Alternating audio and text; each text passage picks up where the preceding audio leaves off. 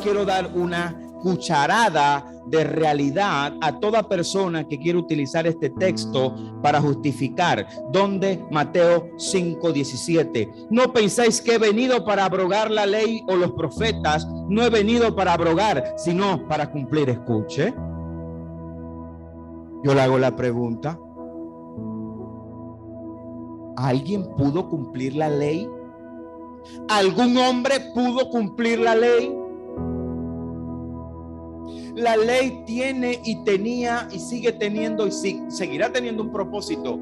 Es imposible justificarse por medio de ella. La ley nos llevó a Jesús, era nuestro ayo para llevarnos a Jesús. Obviamente Jesús no vino a quitarla. El mundo no puede estar sin ley, se lo hemos dicho aquí. No puede haber un mundo sin ley, sino que la ley no se puede, no aplica para mí, porque yo en Cristo fui libre de la ley, porque en Cristo estamos completos. Él vino a cumplirla porque nadie la podía cumplir. Él dice: ¿cómo yo no la voy a cumplir? Si yo no la cumplo, yo no cumpliría el requisito de darle redención, remisión y propiciación. Yo la debo cumplir, no puedo pasarle por encima, porque mi tarea es ser el Cordero de Dios que quita el pecado del mundo. El único que cumplió la ley, el único. Por eso que cuando usted cree, usted tiene la herencia de su victoria sobre la ley. Venciendo la ley, se levanta al tercer día. Fue la ley la que él venció. Él la cumplió, él no la podía venir. Él dijo yo. Jesús en Mateo capítulo 5 versículo 17 no está dando una exhortación para que el mundo cumpla la ley. Él dice: yo he venido a cumplirla, señores, yo, no el mundo, yo la he venido a cumplir, yo no la vengo a abrogar. Si mi tarea es cumplirla, ¿cómo la voy a abrogar? Si mi tarea es cumplirla, porque yo sé, Jesús dice, porque yo sé que nadie hasta hoy la ha cumplido ni nadie la podrá cumplir, sino que el que cree en mí no se pierde, sino que tiene vida eterna por herencia de yo haberla cumplido.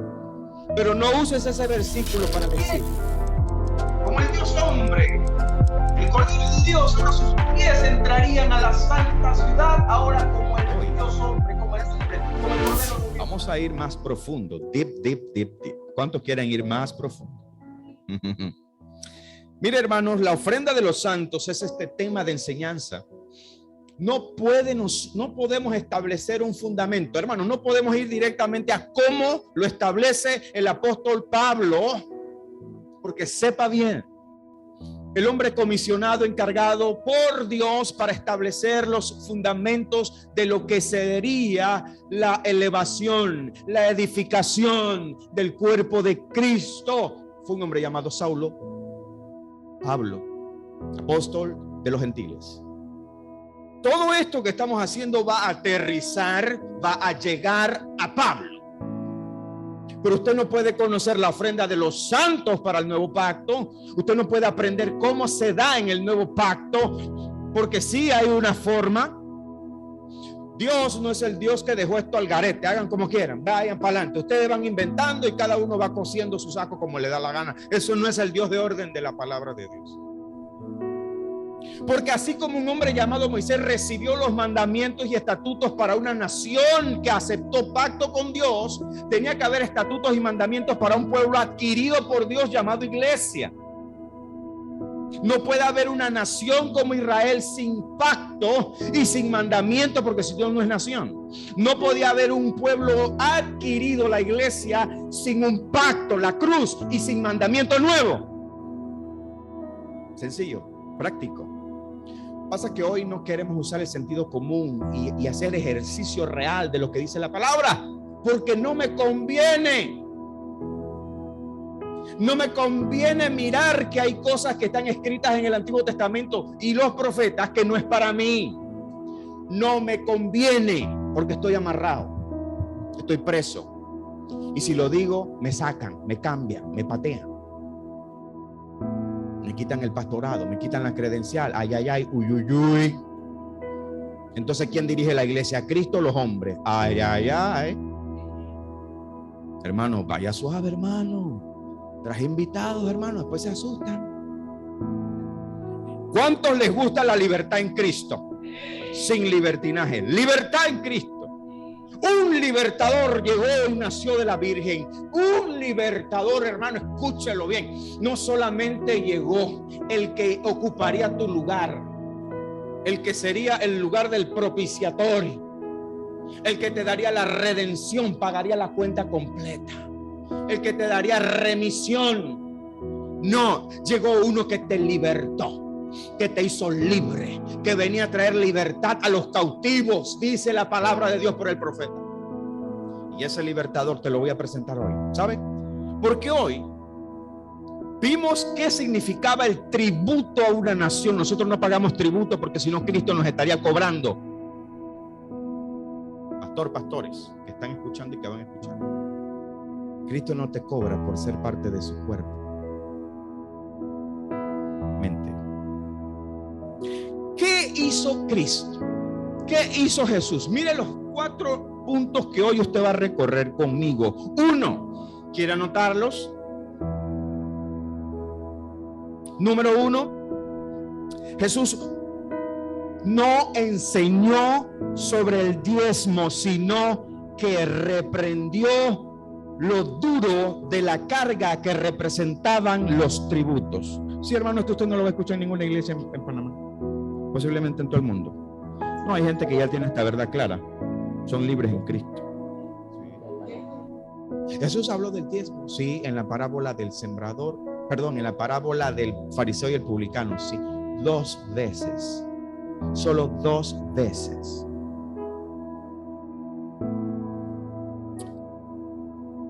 ¿Cuántos están ansiosos por escuchar esto? Hay tensión, hermano, hay tensión.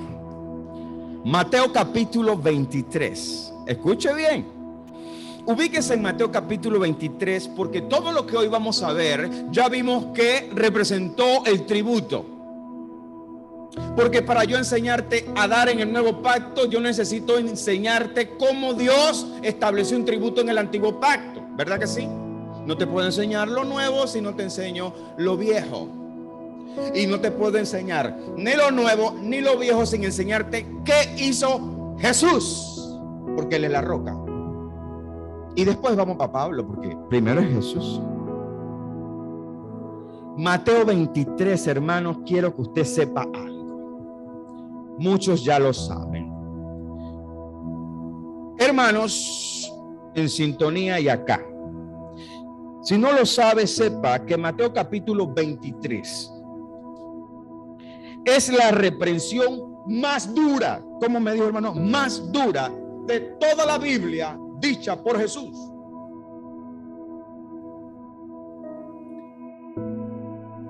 En este capítulo, Jesús hace un despliegue de lo que se conoce como ayes.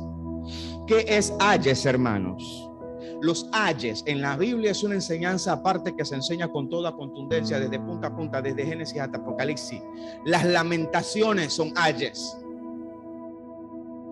Lamentos, dolencias, desgarramiento del corazón, del espíritu. Los ayes se encuentran muy comúnmente en la Biblia cuando se trata de un difunto, de un sepelio, de un enlutamiento, de cuando algo es muy fuerte, muy duro, desgarrador.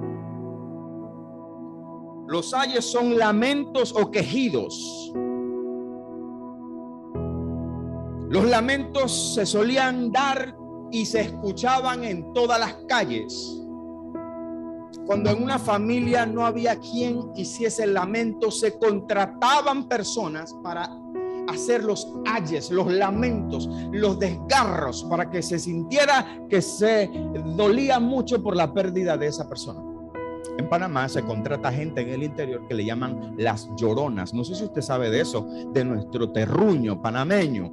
Se contratan lloronas, se ve mucho por el centro, las tablas, los santos. Se contratan lloronas, gente que van a llorar por los familiares. Escuche bien. Una de las cosas que ha impedido comprender el contexto por medio del cual Jesús habló del tributo es porque no se entiende que todo Mateo 23 representa un lamento de Jesús, un aye de Jesús. Escucha, amado hermano, no hay tiempo para tanto detalle, pero en Roma se cobraban 3 tributos. 3, cada uno con su nombre en latín, que hoy no tengo tiempo para eso porque hay cosas más importantes.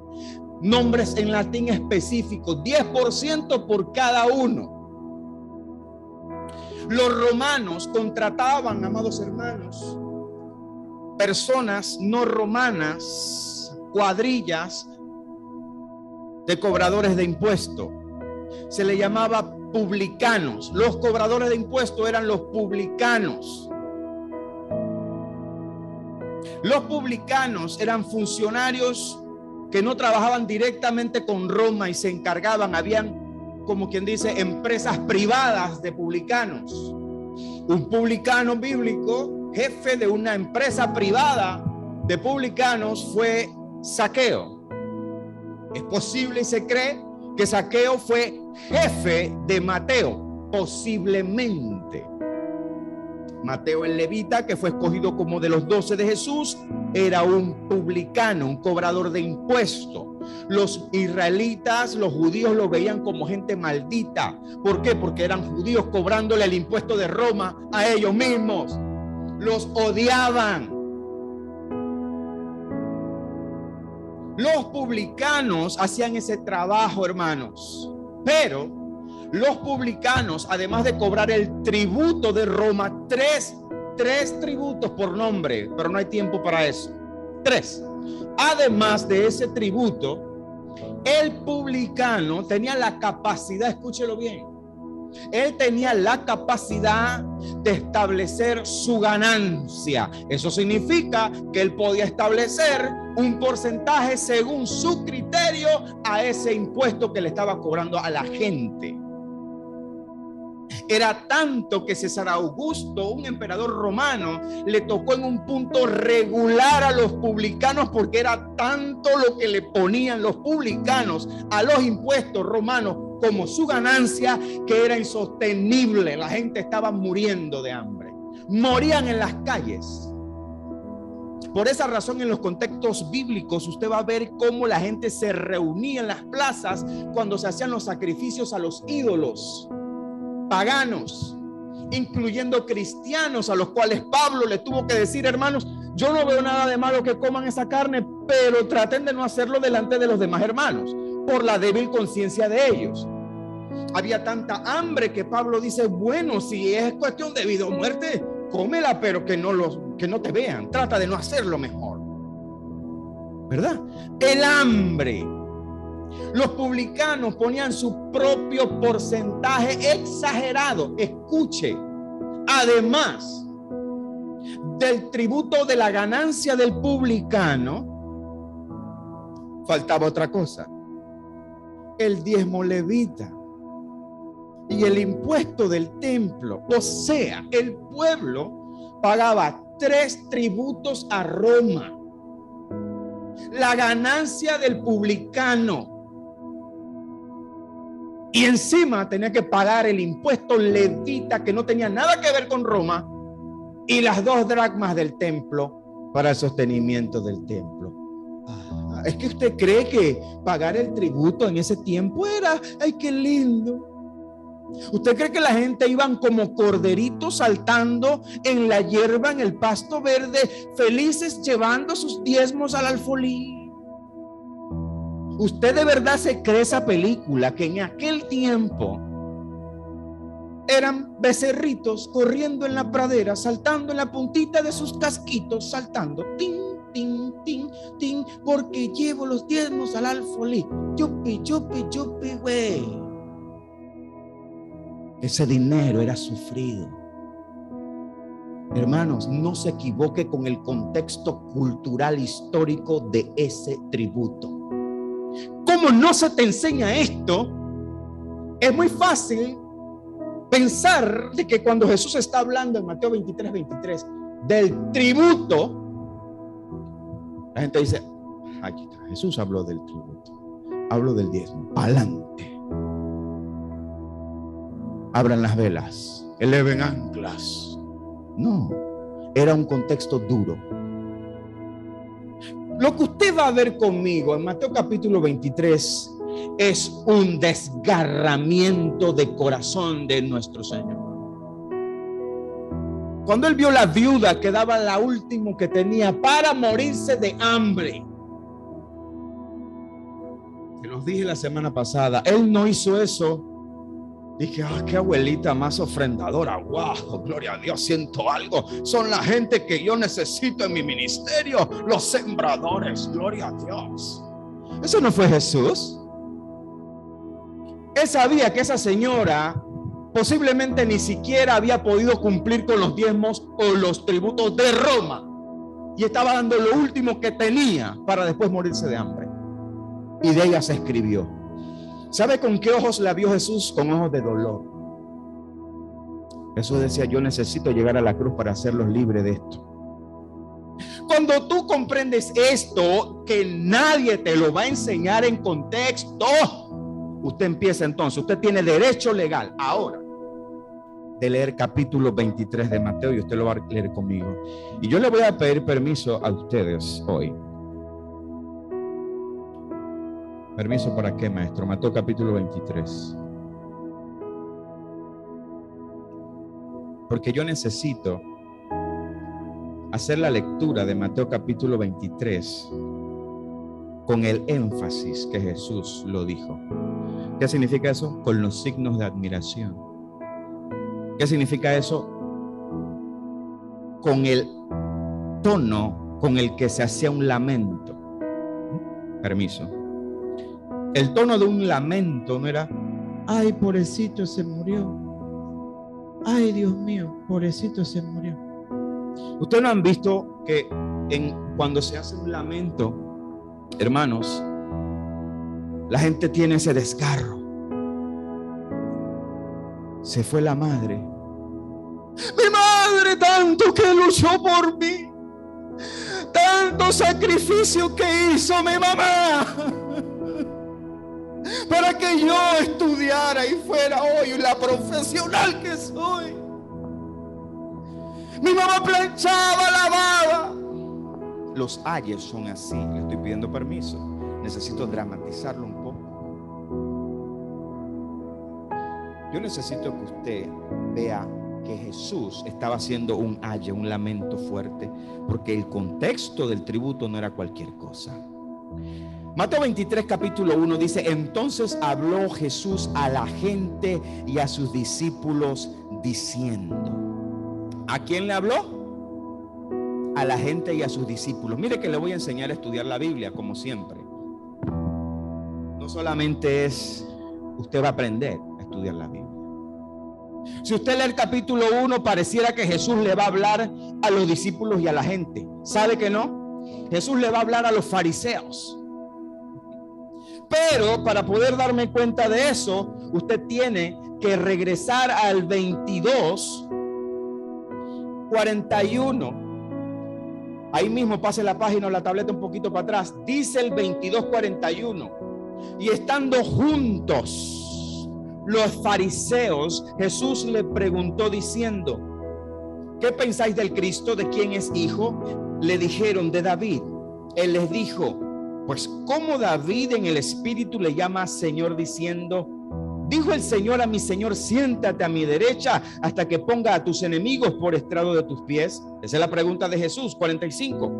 Pues si David le llama Señor, ¿cómo es su hijo? El 26, poderoso. Y nadie le podía responder palabra a Jesús, ni osó alguno de los fariseos que estaban juntos desde aquel día preguntarle más. No se deje llevar por el título, por favor.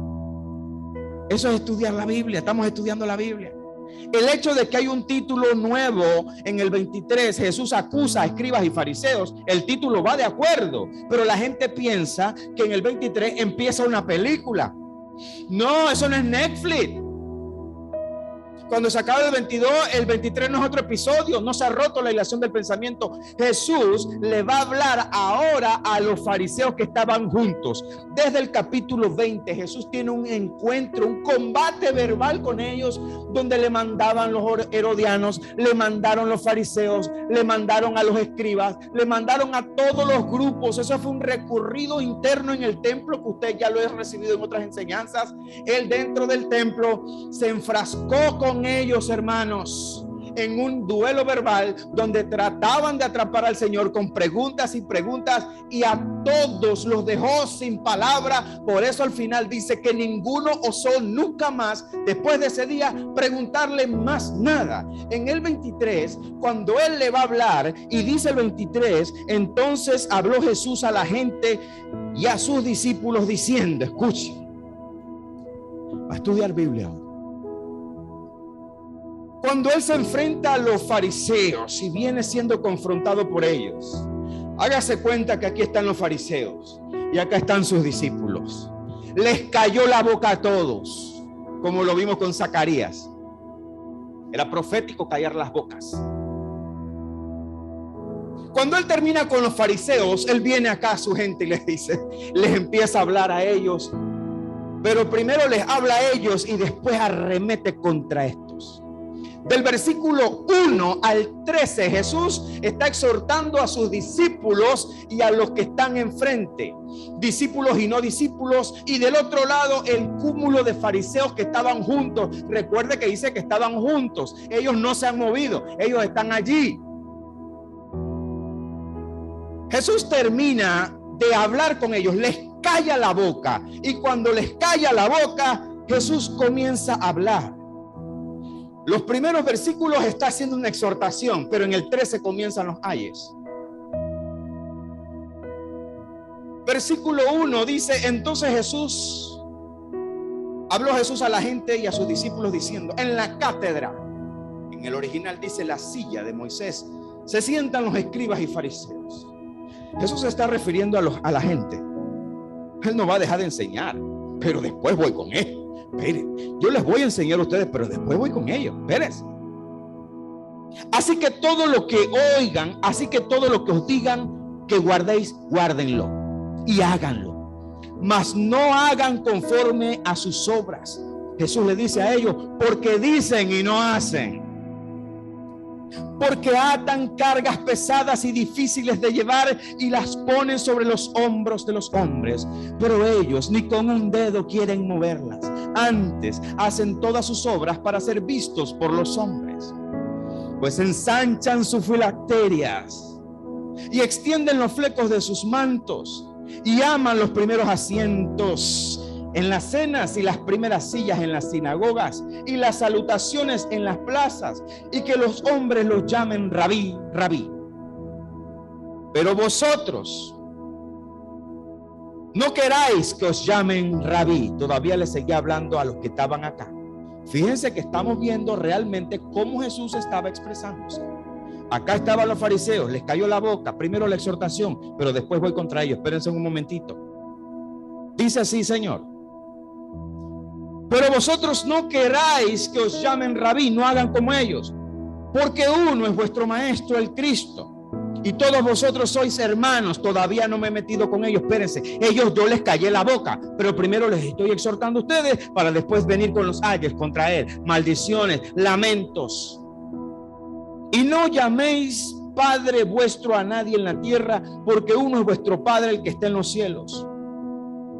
Ni seáis llamados maestros, porque uno es vuestro maestro. El contexto es dirigido específicamente a los fariseos, no se equivoquen. El que es el mayor de vosotros sea vuestro siervo, porque el que se enaltece tirándole a ellos será humillado, y el que se humilla será enaltecido. Llegaron los ayes. Terminé con este grupo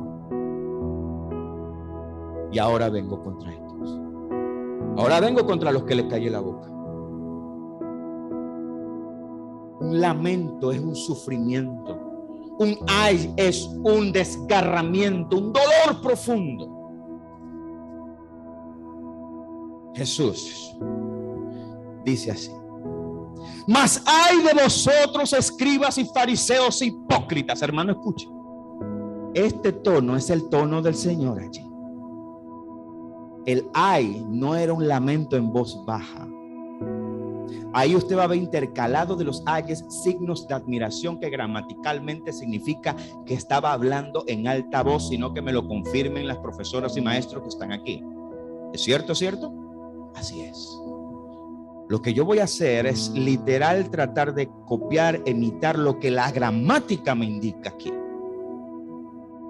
Mas ay de vosotros, escribas y fariseos hipócritas, porque cerráis el reino de los cielos delante de los hombres, pues ni entráis vosotros ni dejáis entrar a los que están entrando. Ay de vosotros, escribas y fariseos hipócritas, porque devoráis las casas de las viudas y como pretexto hacéis largas oraciones. Por esto recibiréis mayor condenación. Ay de vosotros, escribas y fariseos hipócritas, porque recorréis mar y tierra para hacer un prosélito, y una vez hecho lo hacéis 2 veces más hijo del infierno que vosotros mismos.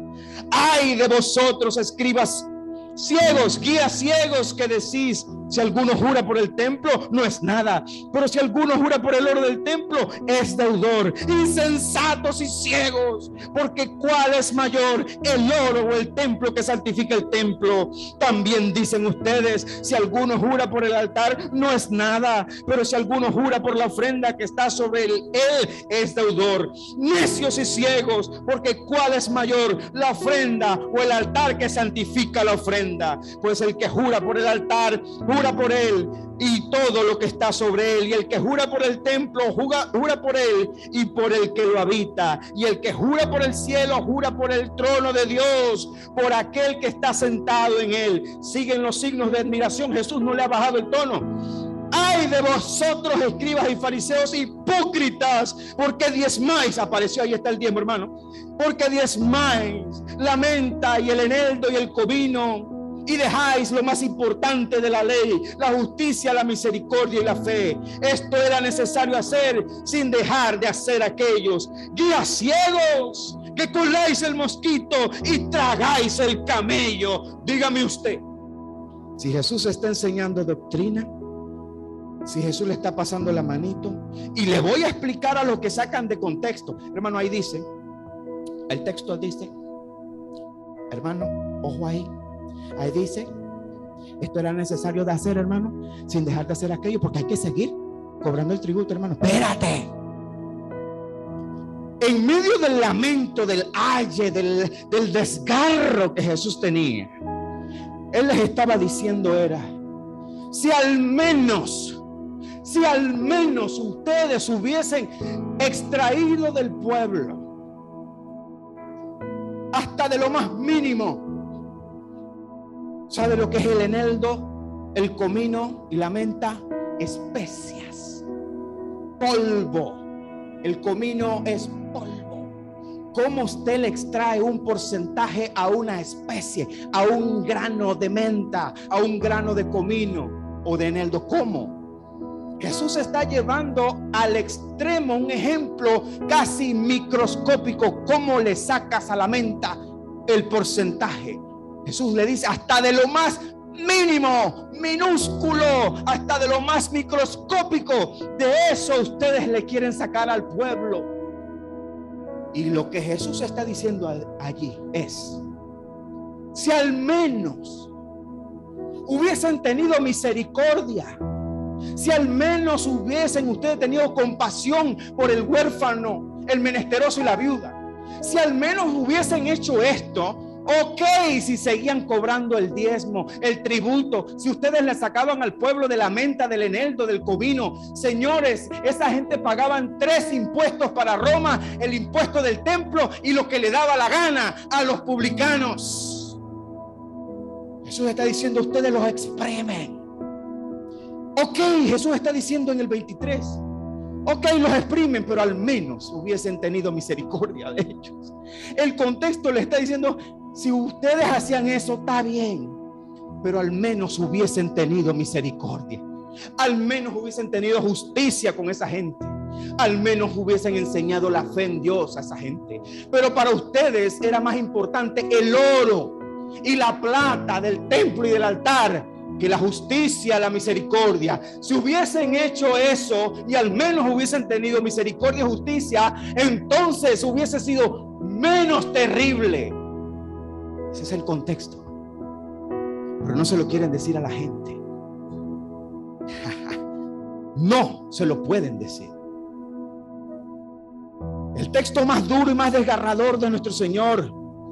Por eso el 24 no paró. Guías ciegos, que coláis el mosquito y tragáis el camello. 25 no le bajó. Signos de admiración. Ay de vosotros, escribas hipócritas, porque limpiáis lo de fuera del vaso y del plato, pero por dentro estáis llenos de robo y de injusticia. Fariseo ciego, limpia primero lo de dentro del vaso y del plato, para que también lo de fuera sea limpio. Ay de vosotros, escribas y fariseos hipócritas, porque sois semejantes a sepulcros blanqueados que por fuera y a la verdad se muestran hermosos, mas por dentro están llenos de huesos, de muertos y de toda inmundicia. Dígame usted, hermano, dígame en qué contexto, si ya lo comprendió, en qué contexto mi Señor está hablando del diezmo. Dígame, ayúdeme a enseñar. Ya entendió que es una E. ¿Ya entendió usted que les cayó la boca primero a todos? 20, 21, 22. En el 23 también les dice: Jerusalén, Jerusalén, tú que matas a los profetas y a los que te son enviados. ¿Cuántas veces quise juntarlos como a gallinas o polluelos y no quisiste? Y termina callándole las bocas. Después, cuando les calla la boca, viene a la gente y les dice: no hagan como ellos.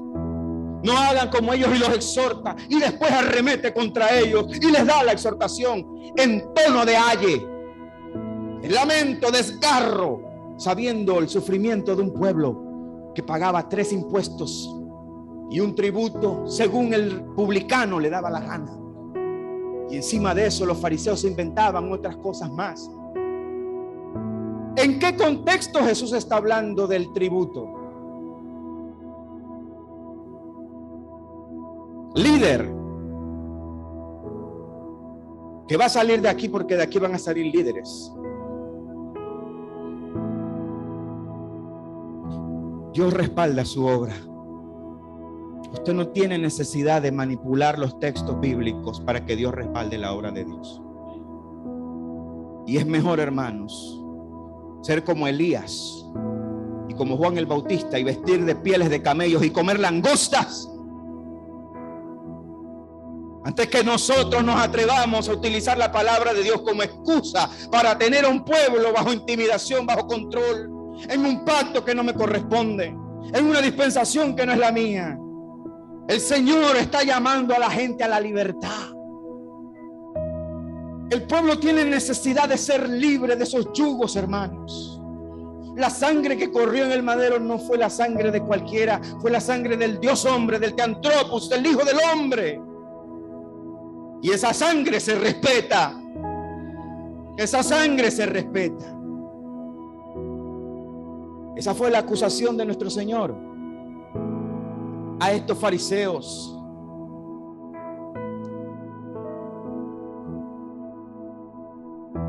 ¿Por qué?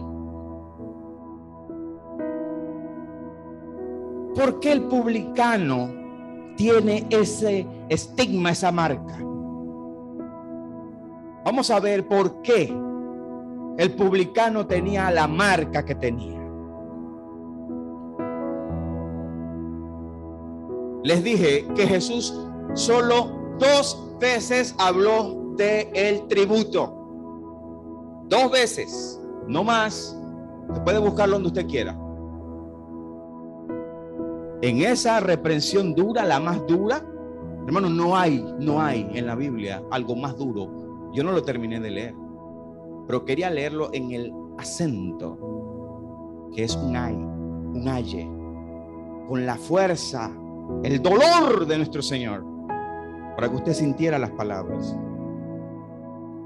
Es la única forma que usted entendiera el contexto de allí. No fue ganas de hacer show ni de dramatizar. Mostrándole realmente los acentos escriturales de la palabra de Dios. Lucas capítulo 18 versículo 9.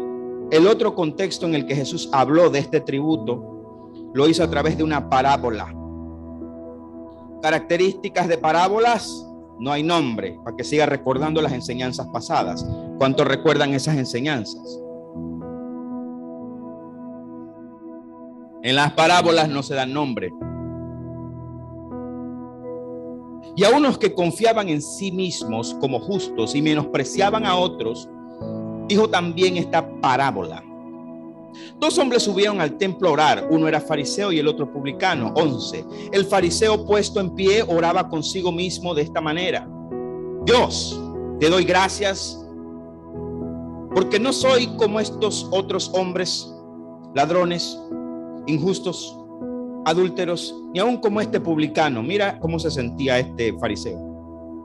Jesús revelando el corazón de ambos. Escuche, lo que usted va a leer aquí es Jesús revelando el corazón de ambos. Ayuno 2 veces a la semana, doy diezmos. Jesús habló del diezmo, hermano. Ahí está. Jesús habló, espérate, ¿en qué contexto lo habló? Los pastores, predicadores, apóstoles, profetas, querubines y serafines de hoy, porque hay ya apóstoles ya se pasó, ya ahora hay serafines y querubines. Sí, ya. Ayuno 2 veces a la semana, doy diezmo de todo lo que gano. Mas el publicano, estando lejos, no quería ni aún alzar los ojos al cielo, sino que se golpeaba el pecho diciendo: Dios, sé propicio a mí, pecador. Os digo que el publicano, descendió a su casa justificado antes que el otro, porque cualquiera que se enaltece será humillado, y el que se humilla será enaltecido.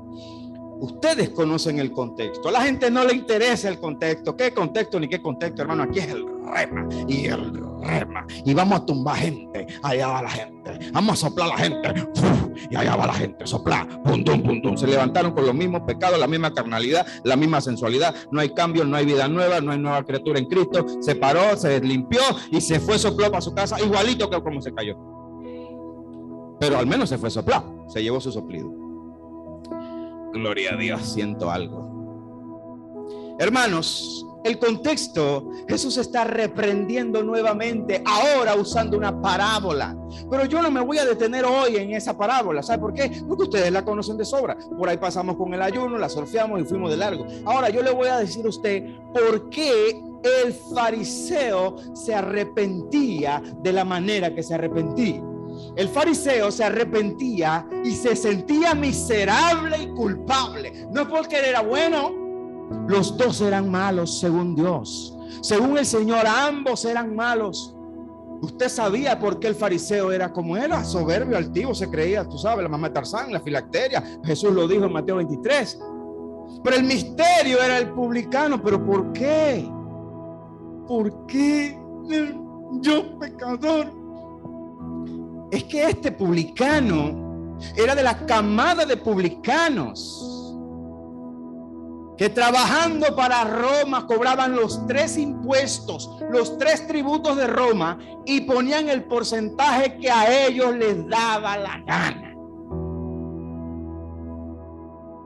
Jesús sabía, porque esos son parábolas. Él no estaba hablando de personas específicas, era una parábola. Jesús sabía que todos los publicanos estaban exprimiendo al pueblo. El pueblo moría de hambre. Jesús usa una parábola donde revela el corazón altivo del fariseo, pero la culpa ineludible del publicano, quien abusaba del derecho que le había dado Roma de cobrar los impuestos, y arriba de los 3 impuestos romanos estaba el impuesto que ese publicano quería cobrar. ¿Era fácil? ¿Eran corderillos de la manada en los praderos verdes de Jerusalén corriendo a llevar los diezmos al alfolí contentos? No. Por eso Jesús le llama un yugo que ellos ponían, que era difícil de llevar. Jesús le dijo: y ustedes ni con un dedo las quieren mover. que ponen yugo sobre los hombros de los hombres, ustedes. Por eso Jesús le dice ustedes, la ley no, ustedes.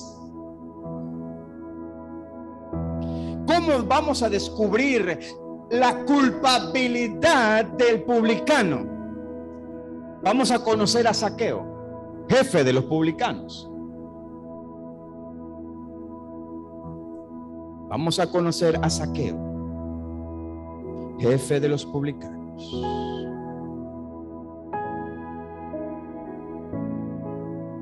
Lucas 19, ahí mismo, cerquitita.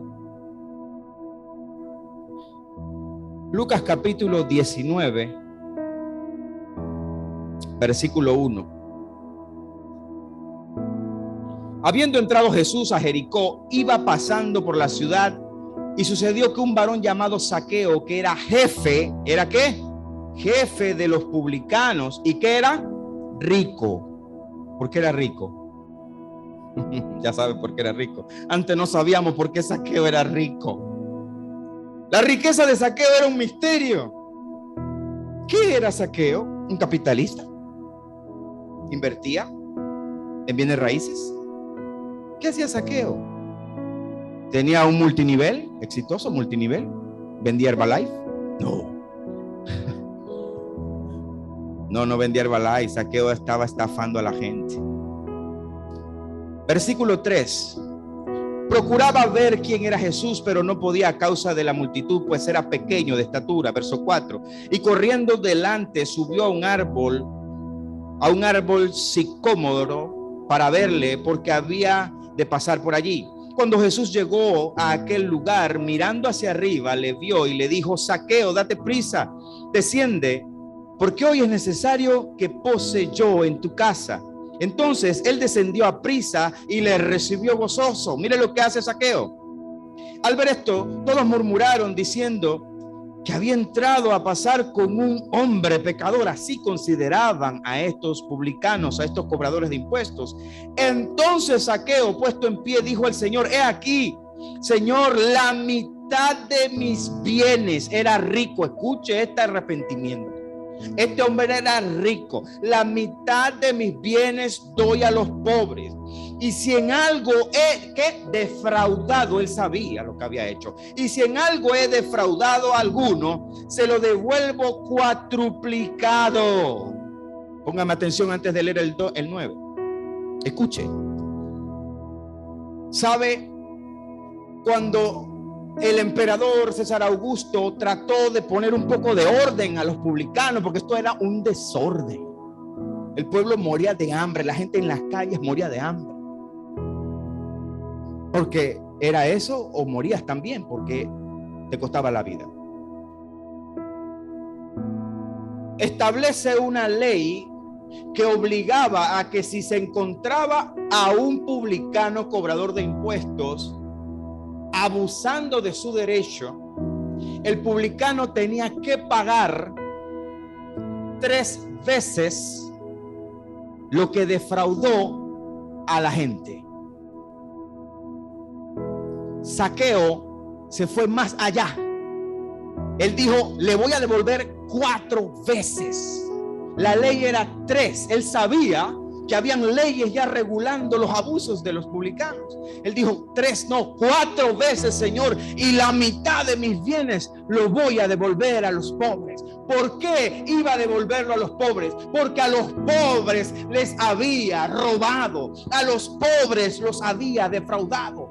Eran los indefensos, a los que no tenían nadie que los defendiera, a los que estaban sin ningún defensor, sin salvador, sin gracia. No había Cristo, no había cruz. Y Jesús, sabiendo esto, sabía que llegando a la cruz todas estas cosas iban a quedar sepultadas una vez y para siempre. Los pobres eran los que sufrían de este agravio de Dios. Ahora usted entiende el arrepentimiento de la parábola cuando el publicano dice: sé propicio de mi pecador. Porque ese sufrimiento es porque Jesús sabía que eran israelitas, judíos, traspasando con impuestos y con diezmos. al pueblo de Israel, hermano. Usted va a entender muchas cosas de estas que antes no se habían podido entender. ¿Sabe? Lo que hizo Zaqueo fue lo que no pudo hacer el joven rico. No, lo que hizo Zaqueo fue grande. ¿Se acuerda el joven rico que quería ser discípulo de Jesús? ¿Qué me falta? Conozco la ley, he cumplido toda la ley. Hay algo que me falta. Jesús le dijo, ¿sabe qué te falta? Dale todo lo que tienes a los pobres y sígueme. No puedo. No puedo. Tengo mucha plata esto. Voy, vengo. Jesús, haz una vuelta. Todavía no. Zaqueo dijo todo esto. Y el que defraudé 4 veces. El pecado era que había defraudado a los pobres con los tributos. El pueblo pagaba el diezmo de Roma, pero Julio César hizo eso, puso una ley que les dio un poco de control.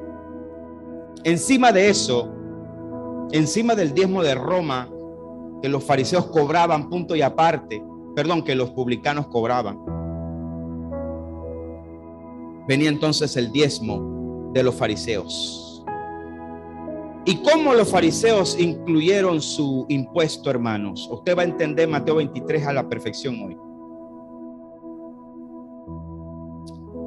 ¿Cómo reacciona Jesús ante el cobro de los tributos? Hermano, escuche, solo en una congregación libre en Cristo usted va a escuchar esto. Solo así. ¿Sí? Usted está sorprendido, hay gente sorprendida. La gente está diciendo, wow, esto nunca lo habíamos escuchado, jamás. Nunca me habían explicado esto, jamás. ¿Cómo reaccionó Jesús, el Hijo del Dios viviente, ante el cobro de los impuestos y tributos que usted conoce, tanto los de Roma como los de los fariseos? Mateo capítulo 17.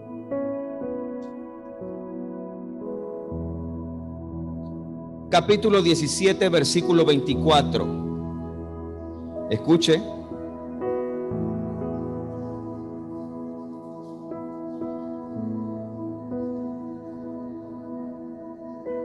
Póngame mucha atención. Escucha, porque usted va a ver un Jesús como nunca antes aquí.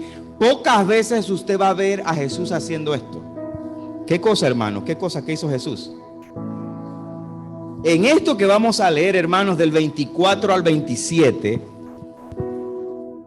usted va a ver a Jesús sarcástico. ¿Sí? Usted va a ver un Jesús sarcástico. ¿Qué es eso, hermano? Es como que tú me llegas echando un cuento y yo me le quedo mirando a Enrique y Katy me dice, no, esto que no sé qué, hermano, que hay que hacer esto, y yo me le quedo mirando a Enrique. Tú estás viendo a la hermana Katy que me está diciendo que vamos a jugar pelota y yo estoy predicando la Biblia. ¿Cómo tú vas? Enrique, ¿cómo ella me va a proponer a mí ahora mismo ir a jugar béisbol? Algo así, sarcasmo. Ella me dice algo y yo te digo a ti, ¿cómo se le ocurre? Sí, eso es el sarcasmo que usted va a ver aquí en Jesús. ¿Cómo reaccionó Jesús ante el cobro de los impuestos de los fariseos? Ya este no es el de los publicanos. Oído, este es el otro que pagaba el pueblo. No eran corderitos en la manada corriendo pagando el diezmo a la fuerza. No. Mateo 17, 24. Cuando llegaron a Capernaum, vinieron a Pedro los que cobraban las dracmas. Dice que no hay nombre, porque estos no eran ni publicanos, tampoco eran sacerdotes ni fariseos. Eran gente que los fariseos habían contratado para cobrar ese impuesto personal de ellos. Aló. Mire lo que dice. Repito, cuando llegaron a Capernaum, vinieron a Pedro los que cobraban las 2 dracmas y le dijeron: vuestro maestro no paga las 2 dracmas. El Pedro dijo: sí. Al entrar en la casa, Jesús habló primero diciendo, escuche, no lean, espérenme. Eso es lo malo de esta gente, hombre. Escuche, Jesús está dentro y él escucha que llega la gente de las 2 dracmas. Él ve que Pedro hace un intento como de defender el asunto. Nos dijeron que tu maestro no paga la deuda. Pedro dice, sí, mi maestro sí la paga. ¿Qué está pasando aquí? ¿Qué pasó? No, mi maestro sí lo paga. Pero ellos tenían que entrar. No los podían dejar afuera. Era ley incluso, no los podían dejar afuera. Antes de que ellos abrieran la boca, Jesús habló. ¿Sabe? Esto demuestra la intención casi sarcástica de Jesús. Jesús está diciendo a esta gente, ¿qué le pasa? ¿Sabe? Y le voy a decir antes de lectura que las 2 dracmas es un impuesto inventado, creado. Eso no existía. El contexto de las 2 dracmas, para que conozcan un poco de historia bíblica, es que Moisés pidió en un censo en el desierto, por órdenes de Dios, escoger una dracma, una moneda para un propósito específico de Dios en ese tiempo. En los días de Esdras y Nehemías se recogió otra vez una moneda o una dracma de ese tiempo, y Esdras y Nehemías hicieron esa recolecta porque había un propósito por el tema del templo y los muros. El pueblo lo dio feliz. Los fariseos dijeron, ¿cómo nos inventamos aquí algo? ¡Ping! Las 2 dracmas. Vamos a juntar la de Moisés con la de Esdras y aquí nos inventamos las 2 dracmas. Eso no era ley. Eso se lo inventaron. Ellos dijeron la de Moisés y la de Esdras. Nadie va a decir nada porque todo el pueblo respetaba lo grande de Moisés y lo grande de Esdras y Nehemías en la reconstrucción del templo. Ese es el contexto histórico de que ellos inventaron este impuesto. Eso no existió, no existe. Búsquelo, no va a encontrar en la Biblia jamás. Invento fariseo. Cuando Jesús lo ve entrando, Jesús se está riendo. 2 dracmas. Jesús está diciendo, esta gente, ¿de dónde sacaron eso? Entonces, cuando Pedro responde, mi maestro sí paga las dracmas, dice la palabra de Dios en el 25, y al entrar en la casa, Jesús le habló primero diciendo, ¿qué te parece, Simón? Jesús diciendo, como casi se puede sentir la risa de Jesús. ¿Qué te parece, Simón? Los reyes de la tierra, ¿de quién cobran los tributos o los impuestos? Sigue preguntando, ¿de sus hijos o de los extraños? Pedro respondió, de los extraños. Jesús le dijo, luego los hijos están exentos, léalo, exentos, repítalo, exentos. 27. Sin embargo, para no ofenderles, ve al mar y echa el anzuelo, y el primer pez que saques, tómalo, y al abrirle la boca hallarás un estatero. Tomadlo y dáselo por mí y por ti. Ese estatero equivalía a 4 dracmas exactamente, pagando el impuesto por Pedro y por el mismo Jesús. Porque Jesús paga las cuentas. Cuando tú estás con el Señor, Él paga las cuentas. Cuando tú estás con Cristo, Él va adelante y nunca va a escasear. Siempre se va a cumplir con todas las responsabilidades, porque Jesús respeta la ley. Pero el Señor te está diciendo, con casi un tono sarcástico, Simón, los reyes de la tierra, ¿a quienes cobran tributos, impuestos de sus hijos de los extranjeros? Él sabía que él era rey, pero no de este siglo. Él dice, mi reino no es de este siglo. Él dice, yo no tengo que pagar nada porque yo soy el Hijo de Dios. Pedro, como tú has creído, tú tampoco tienes que pagar nada porque tú eres coheredero conmigo. Pero, para quedar bien con ellos. Anda y haz lo que te tengo que decir. Me gusta la fe de Pedro, una fe que no dudó. Fíjese que cualquiera se hubiese dado vuelta y le hubiese dicho, Jesús, pero ¿cómo que saca el Señor? No, la fe de Pedro aquí cambia la relación del pensamiento. Pedro fue a hacer lo que Jesús le dijo. Ni siquiera dudó. ¡Wow! ¡Qué fe! ¡Qué tremenda fe del apóstol Pedro! ¿Por qué Jesús pagó el impuesto, el tributo del templo y del altar? Porque ellos no eran de esta tierra. Jesús te está dejando dicho allí intrínsecamente, Pedro, tú no tienes que pagar nada. Jesús le está diciendo a Pedro, mira Pedro, aquí tenemos que pagar. Aquí sí. Yo soy el hijo del rey. Yo soy el hijo de Dios. Yo soy el rey de reyes. Aquí tú y yo vamos a pagar por ellos, Pedro, para no ofenderles. Está más que claro el mensaje que Jesús le está diciendo: en mi reino, como soy el hijo del rey, como soy el hijo de Dios, como soy el príncipe eterno y tú eres coheredero, en mi reino usted no paga impuestos. Está claro. Usted no paga impuestos en mi reino. Pero para no ofenderle, anda, estos hombres cobraban el impuesto de los fariseos. De los fariseos, las 2 dracmas. Un tributo inventado por los fariseos. La gente dice: hermanos, yo le hago un reto. Jesús, ¿en qué contextos habló de impuestos? ¿En qué contextos habló de tributos o de diezmos? Dígame usted. ¿Estableciéndolo como doctrina? La gente dice, no, Jesús dice en la palabra que Él no vino a quitar la ley, sino a cumplirla. ¿Sí? Claro que sí. La palabra dice: no penséis que he venido para abrogar la ley o los profetas, sino no he venido para abrogar, sino para cumplir. Escuche, yo le quiero dar una cucharada de realidad a toda persona que quiere utilizar este texto para justificar. ¿Dónde? Mateo 5:17. No pensáis que he venido para abrogar la ley o los profetas. No he venido para abrogar, sino para cumplir. Escuche, yo le hago la pregunta: ¿alguien pudo cumplir la ley? ¿Algún hombre pudo cumplir la ley?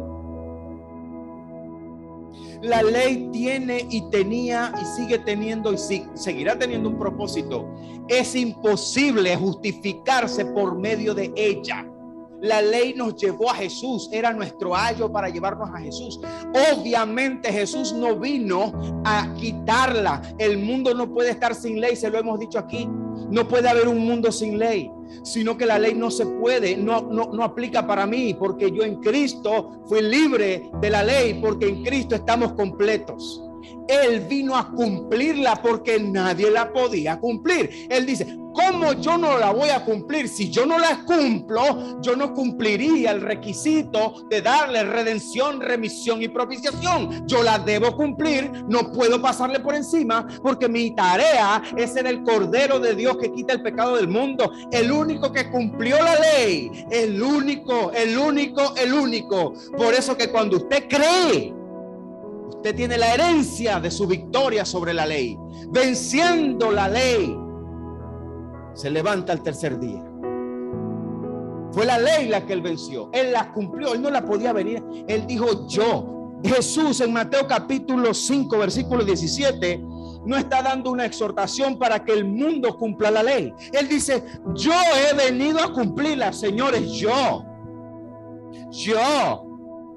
no el mundo, yo la he venido a cumplir. Yo no la vengo a abrogar. Si mi tarea es cumplirla, ¿cómo la voy a abrogar? Si mi tarea es cumplirla, porque yo sé, Jesús dice, porque yo sé que nadie hasta hoy la ha cumplido, ni nadie la podrá cumplir, sino que el que cree en mí no se pierde, sino que tiene vida eterna por herencia de yo haberla cumplido. Pero no uses ese versículo para decir. ¿Sabe qué hacen los literalistas? No les importa que yo les acabo de demostrar el contexto de Mateo 23. Eso no les importa. Aquí se agarran y dicen: el Señor está diciendo que hay que cumplir hasta los más pequeños. Hermano, usted no sabe lo que está pasando en Mateo capítulo 5. Usted no sabe lo que está pasando en Mateo capítulo 5. Yo le voy a decir lo que está pasando en Mateo capítulo 5. En Mateo capítulo 5 Jesús está estableciendo el nuevo mandamiento. Nunca antes los fariseos escucharon un sermón tan hermoso como el que usted conmigo se sentó aquí y recibió una predicación acerca de las bienaventuranzas el domingo, ¿sí o no? que la iglesia de la Odisea, desventurada y miserable, perdió todos los valores que están en el Mateo capítulo 5 del 1 en adelante. ¿Sabe qué mandamientos Jesús está diciendo que hay que guardar? Él está diciendo estos pequeños mandamientos. Él no está hablando de los 613 mandamientos de la ley, no. Pero por favor, líderes, nacientes, pastores veteranos, cabalgados, con callos en el evangelio, el contexto se respeta. El contexto se respeta, señores. No podemos interpretar la Biblia a nuestro parecer. Esos pequeños mandamientos, Jesús se está refiriendo, hermano, a todo lo que dice el Sermón del Monte.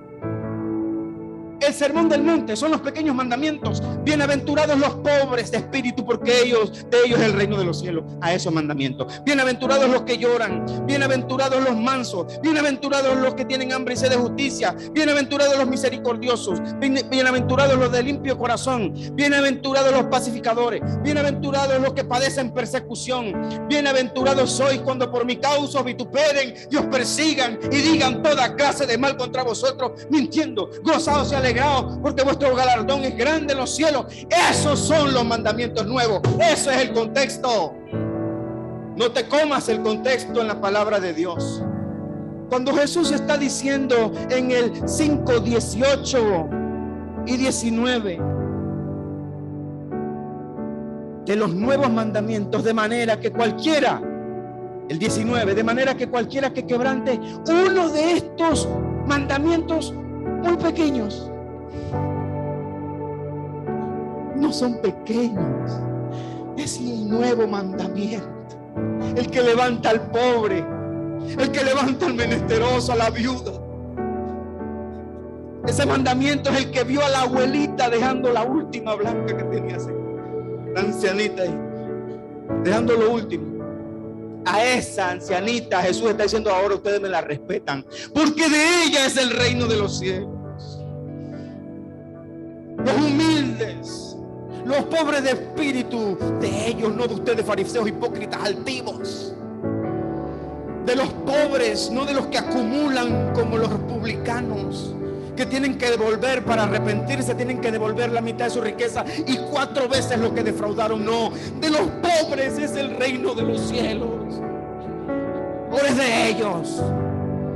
Esos nuevos mandamientos, los pequeñitos, parecen pequeños, pero ¿sabe? Los fariseos no podían con esos mandamientos. Pequeños. Mira que Jesús, qué humilde. Estos mandamientos son los que Jesús está refiriendo. Jesús no está hablando de los 613, no. Jesús está hablando del nuevo mandamiento. El contexto es el que manda, hermano. Estableciendo un nuevo mandamiento, el que va al corazón. Parece fácil, ¿ah? Gracias. Pero los fariseos no podían con esos nuevos mandamientos.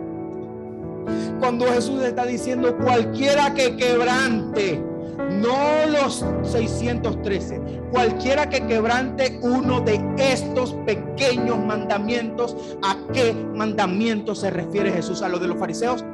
No, 1000 veces no.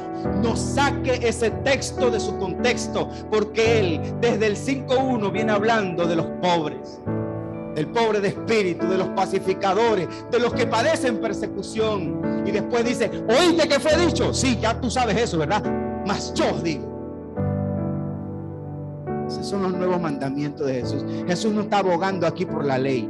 Yo lamento quebrarle el corazón a los que siguen insistiendo con sacar de su contexto estos versículos para decir que Jesús estaba a favor de que todos nosotros cumplamos la ley. Él dijo: yo no la voy a abrogar, yo la voy a cumplir para que mi pueblo, el que cree en mí, pueda ser libre de la ley.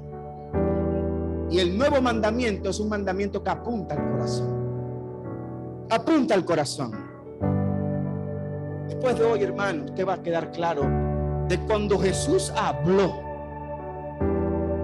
de tributo y de ley, nadie le va a poder echar cuenta a usted. Todo aquel que insiste con eso, hermano, lo hace por su propia cuenta.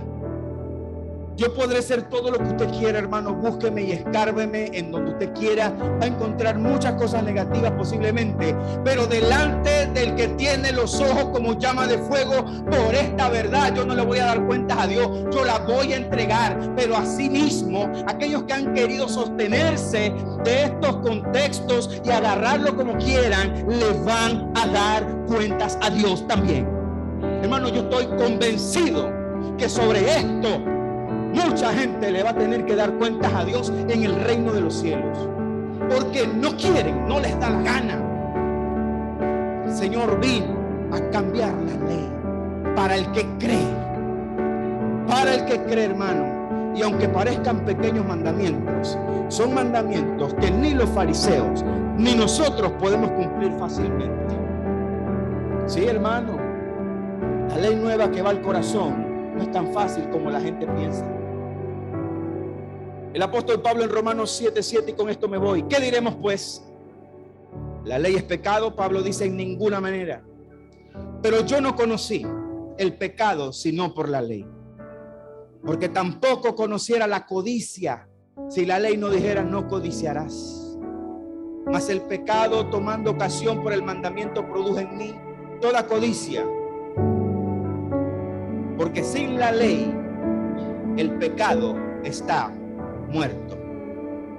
Y aquí nos queda el primer paso para la próxima semana: entrar en lo que el Espíritu Santo le da al apóstol Pablo. Terminamos con Pablo, un cachito de Pablo.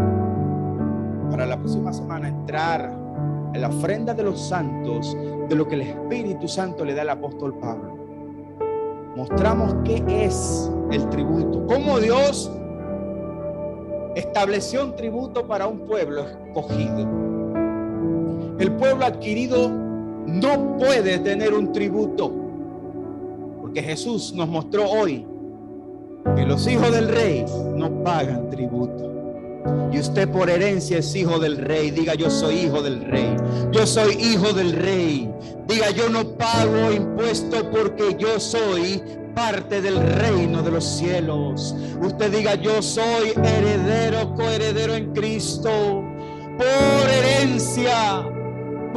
herencia, yo soy ciudadano del reino de los cielos. Aleluya. Por eso Jesús le dice a Pedro: ¿qué te parece, Pedro? ¿Qué te parece, Pedro? ¿Los hijos del rey tienen que pagar tributo? No, Señor. Pero para no ofenderles a ellos, anda, Pedro. ¿Sabes? Jesús sabía que después de la cruz, no habría impuesto romano, no había impuesto de las 2 dracmas, no había todo lo que los publicanos le daba la gana de imponerle al pueblo, porque el Señor dijo en su corazón: por herencia, todos los que vengan a mí y crean serán libres de todo lazo, de todo yugo, porque Él se lo dijo a ellos: ustedes le ponen cargas al pueblo pesadas y ustedes ni con un dedo la quieren mover. Le damos gloria al Señor que Él llevó en la cruz nuestros pecados, nuestras dolencias. También, hermanos, cumplió todo lo que necesitaba cumplirse de la ley para hacerte libre. Y ahora hay una ley nueva, una ley nueva del corazón, una ley nueva que exalta al pobre, al menesteroso, al perseguido. Tenemos una gran responsabilidad delante de Dios con este nuevo mandamiento que el Señor dijo. Por eso ahí mismo Él dice: ustedes son la sal y la luz. Ahí mismo en capítulo 5, estudie bien el 5 de Mateo. Ahí dice, después de las bienaventuranzas, dice: ustedes son la sal y la luz. Tengan cuidado de no perderlo. Padre, gracias. Yo oro por ellos. Oro, Señor, para que este vino nuevo que se ha vertido sobre odres nuevos dé el fruto al 100%, Señor. Te damos gloria, honra y alabanza. Sabemos, Señor, que esta palabra es una palabra que confronta el dogma de este tiempo. Yo te pido, Señor, que tú redargullas el corazón de líderes, de concilios, de asambleas, de hombres que están en eminencia, Señor, y los lleves a reconocer que esto es una verdad revelada en tu palabra, que tú viniste, Señor, por lo vil y por lo menospreciado, que tú viniste a establecer un mandamiento a nuestro corazón, una ley nueva a nuestro corazón. Yo te pido, Señor, que en esta noche este remanente sea libre y que por medio de esa libertad sus corazones sean puestos a prueba, porque es una prueba al corazón conocer esta verdad. Por medio de esta verdad se van a definir las verdaderas naturalezas de los corazones de todos nosotros y de todo el que escuche. ¿Seremos más generosos para el reino? ¿Seremos menos generosos para el reino? ¿O seremos agradecidos con tu gran sacrificio, Señor? Sabiendo, Padre, que no hay dinero en este mundo que valga, que pueda pagar el más alto precio que se pagó en la cruz del Calvario. Y si hay alguna forma de apoyar tu obra, Señor, que salga de un corazón que entendió que la libertad que tú nos diste con precio de sangre es el precio más alto, el hermoso precio que dice tu palabra. Gracias, Señor. Te alabamos y te bendecimos. He decidido seguir a Cristo. He decidido seguir a Cristo. He decidido seguir a Cristo. No vuelvo atrás, no vuelvo atrás. La cruz está ante mí. La cruz está